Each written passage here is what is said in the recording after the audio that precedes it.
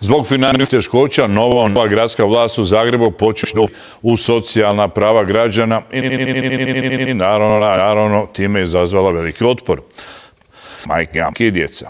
Ukida se tako koju koristi oko 6.000 naknade za svako rođenje. Po svemu sudeći, nakon toga na red će doći i udžbenici. Kristina Čirjak.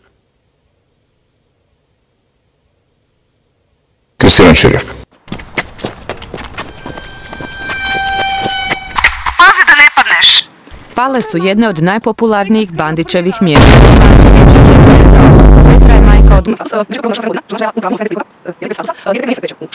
Kada je postala majka odgojiteljica, dala je otkaz kao ekonomistica na dobro plaćenom poslu i ispisala djecu iz vrtića.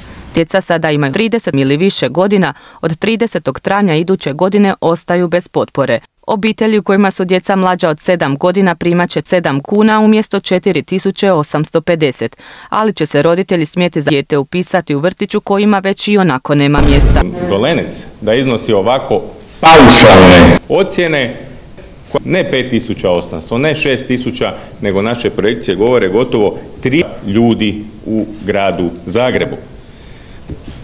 Time je izazvala veliki otpor.